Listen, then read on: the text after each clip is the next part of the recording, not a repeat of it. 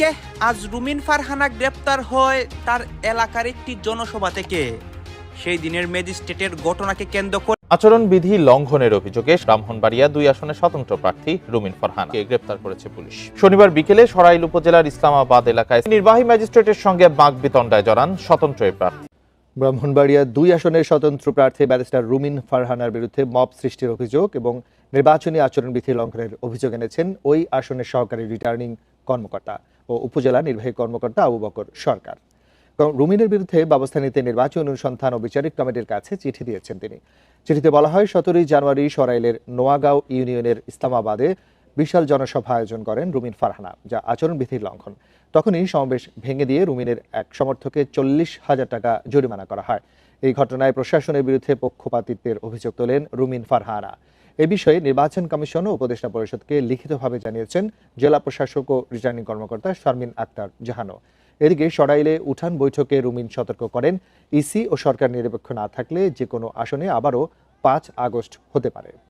আসসালামু আলাইকুম প্রিয় দর্শক, ভিডিওর শুরুতে কিছু ভিডিওর অংশ বিশেষ দেখেছেন, দেখে বুঝতে পেরেছেন আজকের এই ভিডিওটা কতটা গুরুত্বপূর্ণ হতে যাচ্ছে। দর্শক, ভিডিওটি না টেনে সম্পূর্ণ দেখুন, আর আমাদের চ্যানেল নতুন হয়ে থাকলে চ্যানেলটি সাবস্ক্রাইব করে আমাদের সাথেই থাকবেন। দর্শক, চলুন ভিডিওগুলো দেখে আসি। এখন আমার দল আমাকে সকাল বিকাল টেলিফোন করে, বলে মন্ত্রিত্ব দিয়ে দেব, আসনটা ছেড়ে দেন। যাকে ঘাড় ধাক্কা দিয়ে দল থেকে বের করা হয়েছিল, আজ তাকেই কেন মন্ত্রী বানানোর টোপ দেওয়া হচ্ছে? কারণ তারেক রহমান এখন হাড়ে হাড়ে টের পাচ্ছেন যে রুমিন ফারহানা অর্থাৎ বাঘিনীকে চটানোর ফলাফল কি হতে পারে। সরাইলের মাঠে রুমিন ফারহানাকে দমানোর সব চেষ্টা ব্যর্থ হওয়ার পর এবার কি তবে লেজ গুটিয়ে পালানোর পথ বেছে নিল বিএনপি? যেই হাতে বহিষ্কারাদেশে সই করা হয়েছিল সেই হাতই এখন খাতির করার জন্য বাড়িয়ে দেওয়া হয়েছে। তবে রুমিন ফারহানাতে স্পষ্ট জানিয়ে দিয়েছেন যে হাড় ছুড়ে দিয়ে তাকে কেনা যাবে না। মন্ত্রিত্ব তো দূরের কথা, আমি সারা দুনিয়ার কারোর জন্য কোনো কিছুর জন্য। ভোটের মাঠে এখন আর কোনো ভদ্রতা নেই, সেখানে চলছে শেয়ানে শেয়ানে টক্কর।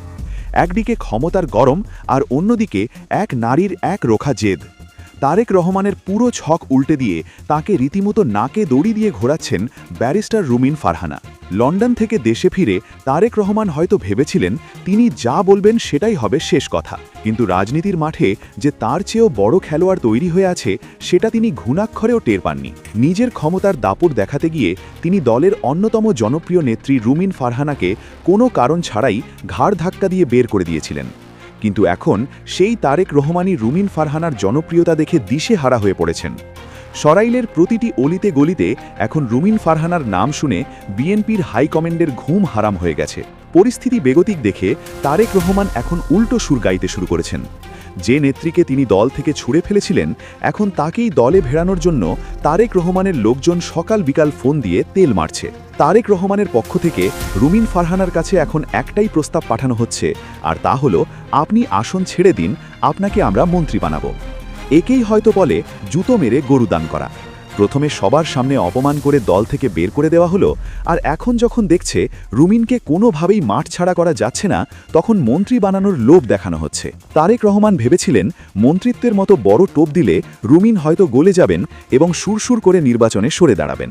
কিন্তু রুমিন ফারহানা যে অন্য ধাতুতে গড়া, সেটা তারেক রহমান বুঝতে ভুল করেছিলেন। বিএনপির এই লোভনীয় অফারকে রুমিন ফারহানা রীতিমতো তুড়ি মেরে উড়িয়ে দিয়েছেন। তিনি স্পষ্ট জানিয়ে দিয়েছেন যে মন্ত্রিত্ব তো দূরের কথা, জান থাকতে এবং শরীরের এক ফোঁটা রক্ত থাকতে তিনি তার নির্বাচনী এলাকার মানুষকে ছেড়ে কোথাও যাবেন না। রুমিন ফারহানার এই একটি কথায় তারেক রহমানের পুরো পরিকল্পনা তাসের ঘরের মতো ভেঙে পড়েছে। রুমিন বুঝিয়ে দিয়েছেন তিনি ক্ষমতার কাঙাল নন, তিনি মানুষের ভালোবাসার কাঙাল। তারেক রহমান ক্ষমতার গদিতে বসে হয়তো ভেবেছিলেন সবাইকে কেনা যায়, কিন্তু রুমিন ফারহানা প্রমাণ করলেন যে আত্মসম্মান বোধ থাকলে কোনো অফারই কাজে আসে না। রুমিন ফারহানা এখন বিএনপিকে দেখিয়ে দিচ্ছেন যে কিভাবে একাই পুরো দলকে নাচানো যায়। তারেক রহমানের পাঠানো অফার ফিরিয়ে দিয়ে রুমিন প্রমাণ করলেন যে তিনি কারও দাবার গুটি হতে আসেননি, বরং তিনি নিজেই খেলার মোড় ঘুরিয়ে দেওয়ার ক্ষমতা রাখেন। এই পুরো ঘটনার পেছনে লুকিয়ে আছে দীর্ঘ 17 বছরের এক করুণ ইতিহাস। রুমিন ফারহানা বিএনপির সুসময়ে নয়, বরং দুঃসময়ে দলের হাল ধরেছিলেন। গত 17 বছর ধরে তিনি রাজপথে, সংসদে এবং টক শোতে বিএনপির হয়ে বাঘের মতো লড়াই করেছিলেন। কিন্তু তারেক রহমান দেশে ফেরার পর সেই ত্যাগের কোনো মূল্যায়ন তো করলেনই না, উল্টো গত 30 ডিসেম্বর এক কলমের খোঁচায় তাকে দল থেকে বহিষ্কার করলেন। দলের সিনিয়র যুগ্ম মহাসচিব রুহুল কবির রিজভী স্বাক্ষরিত সেই নোটিশে রুমিন ফারহানাকে শুধু পদ থেকেই নয়, দলের প্রাথমিক সদস্য পদ থেকেও বহিষ্কার করা হয়েছিল। বিষয়টি ছিল এমন যে কাজের সময় কাজী আর কাজ ফুরালে পাজি। তারেক রহমান ভেবেছিলেন ব্রাহ্মণবাড়িয়া 2 আসনে তাদের জোটের শরিক দল জমিয়েতে উলামায়ে ইসলামের মাওলানা জুনায়েদ আল হাবিবকে মনোনয়ন দিলে রুমিন ফারহানা চুপচাপ মেনে নেবেন। কিন্তু রুমিন ফারহানা সেই বেইমানি মেনে নেননি। তিনি স্বাতন্ত্র্য প্রার্থী হিসেবে হাঁস প্রতীক নিয়ে মাঠে নামেন এবং তারেক রহমানের সাজানো ছক এলোমেলো করে দেন। তারেক রহমান দেশে থেকেও রুমিনকে দমাতে পারছেন না। উল্টো রুমিন ফারহানা এখন বিএনপির মনোনীত জোট প্রার্থীকেই ভোটের মাঠে নাকানি চুবানি খাওয়াচ্ছেন। সরাইল ও আশগুঞ্জের মানুষ জোটের প্রার্থীকে চেনে না, তারা চেনে তাদের বিপদের বন্ধু রুমিনকে। রুমিন ফারহানার জনসভায় মানুষের ঢল দেখে তারেক রহমান এখন বুঝতে পারছেন যে রুমিনকে বের করে দিয়ে তিনি আসলে নিজের পায়েই কুড়াল মেরেছেন। রুমিন ফারহানা যে কাউকে তোয়াক্কা করেন না তার প্রমাণ তিনি গত 17 জানুয়ারি সরাইলের রাজপথে আরেকবার দিলেন। প্রশাসনের লাল চোখকে তিনি কিভাবে বুড়ো আঙুল দেখালেন তা দেখে পুরো দেশবাসী অবাক হয়। ঘটনার সূত্রপাত হয় সরাইল উপজেলার ইসলামাবাদ গ্রামে, যেখানে রুমিন ফারহানার এক সমর্থককে নির্বাচন আচরণবিধি লঙ্ঘনের দায়ে 40,000 টাকা জরিমানা করেন ভ্রাম্যমাণ আদালতের এক নির্বাহী ম্যাজিস্ট্রেট। এই খবর শুনে রুমিন ফারহানা ঘটনাস্থলে ছুটে যান এবং প্রশাসনের কর্মকর্তাদের রীতিমতো ধুয়ে দেন। ম্যাজিস্ট্রেট যখন তাকে আইন শেখাতে আসেন তখন রুমিন ফারহানা মেজাজ হারিয়ে এমন এক ধমক দেন যা শুনে উপস্থিত সবাই হতবাক হয়ে যায়। রুমিন ফারহানা ম্যাজিস্ট্রেটের মুখের ওপর আঙুল উঁচিয়ে বলে ওঠেন, শেখ হাসিনার সময় আপনারা যাদের কথায় উঠবোস করতেন তারা এখন ভয়ে খাটের নিচে লুকিয়ে আছে, আর আপনারা আমাকে ভয় দেখাচ্ছেন। তিনি বুক ফুলিয়ে বলেন, আমার কোনো দল লাগে না, আমি একাই 100। রুমিন ফারহানার এই বাঘিনী রূপ দেখে ম্যাজিস্ট্রেটও ঘাবড়ে যান। রুমিন স্পষ্ট বুঝিয়ে দেন যে প্রশাসনের ভয় দেখিয়ে তাকে থামানো যাবে না। তার এই আচরণ শুধু একজন ম্যাজিস্ট্রেটের বিরুদ্ধে ছিল না, এটি ছিল তারেক রহমান এবং তার পুরো সিস্টেমের বিরুদ্ধে এক বিশাল চপেটাঘাত। তিনি বুঝিয়ে দিলেন যে দল তাকে বহিষ্কার করলেও তার ক্ষমতা এবং সাহস বিন্দুমাত্র কমেনি।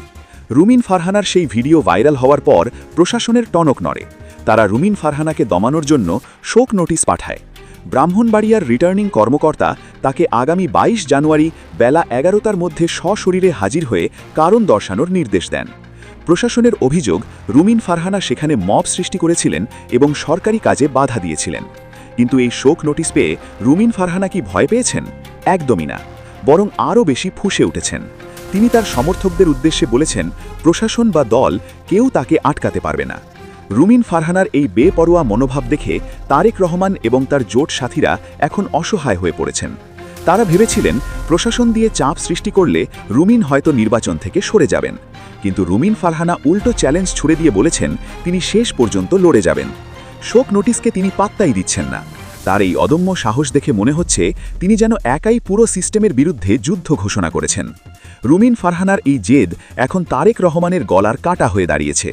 না পারছেন গিলতে, না পারছেন উগরাতে। রুমিনকে থামাতে না পেরে তারেক রহমান এখন পাগলের মতো আচরণ করছেন। রাজনৈতিক বিশ্লেষকরা বলছেন রুমিন ফারহানার এই সাহসের উৎস তার বাবার রক্ত। রুমিন ফারহানা হলেন মহান ভাষা শহীদ অলি আহাদের মেয়ে। ইতিহাস যেন আবার ফিরে এসেছে। 1973 সালে অলি আহাদ যেমন তৎকালীন প্রবল ক্ষমতাসীন দলের স্রোতের বিপরীতে দাঁড়িয়ে একাই লড়াই করেছিলেন এবং স্বাতন্ত্র্য নির্বাচন করেছিলেন, ঠিক একইভাবে 2026 সালে এসে তার মেয়ে রুমিন ফারহানাও একই কাজ করছেন। বাবার মতোই তিনি অন্যায়ের কাছে মাথা নত করতে জানেন না। তারেক রহমান দলের দোহাই দিয়ে রুমিনকে আটকাতে চেয়েছিলেন, কিন্তু রুমিন প্রমাণ করলেন যে বাপের বেটি হতে হলে দলের পদবি লাগে না, লাগে বিশাল বড় একটা কলিজা। বাবার রক্ত যার শরীরে বইছে তাকে কি আর সামান্য ধমক বা শোক নোটিশ দিয়ে থামানো যায়?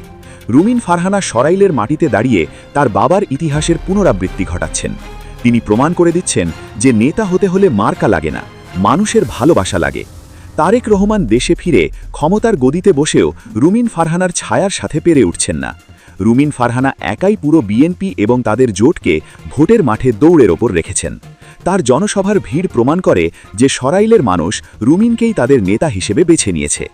শেষ পর্যন্ত তারেক রহমানের এই মন্ত্রী বানানোর অফার আসলে তার নৈতিক পরাজয়ের দলিল। তিনি মেনে নিয়েছেন যে রুমিনকে ছাড়া এই আসনে জেতা সম্ভব নয়। তাই তিনি এখন লজ্জার মাথা খেয়ে রুমিনকে ফিরে আসার অনুরোধ করছেন। কিন্তু রুমিন ফারহানা এখন বিএনপিকে রীতিমতো নাচিয়ে ছাড়ছেন। তিনি তারেক রহমানের এই দুর্বলতাকে কাজে লাগিয়ে নিজের অবস্থান আরও শক্ত করে নিচ্ছেন। রুমিন ফারহানা জানেন, এখন যদি তিনি আপোষ করেন তবে তার 17 বছরের সংগ্রাম মিথ্যা হয়ে যাবে। তাই তিনি কোনোভাবেই এই টোপ গিলবেন না। আগামী দিনগুলোতে সরাইলের রাজনীতিতে আরও বড় নাটক অপেক্ষা করছে। রুমিন ফারহানা কি পারবেন সমস্ত বাধা ডিঙিয়ে সংসদে যেতে, নাকি তারেক রহমান আরও নতুন কোনো চাল চালবেন? তবে একটা কথা নিশ্চিত, রুমিন ফারহানা যেভাবে মাঠ গরম করে রেখেছেন তাতে তারেক রহমানের কপালে চিন্তার ভাঁজ পড়তে বাধ্য।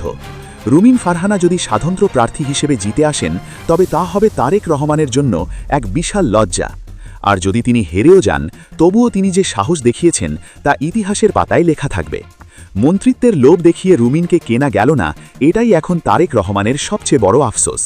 তবে বাঘিনী এখন শিকারের জন্য প্রস্তুত, আর তারেক রহমান সেই ভয়েই তটস্থ। খেলার আসল দৃশ্যপটে এখন শুধু রুমিন ফারহানা, আর বাকিরা শুধুই দর্শক।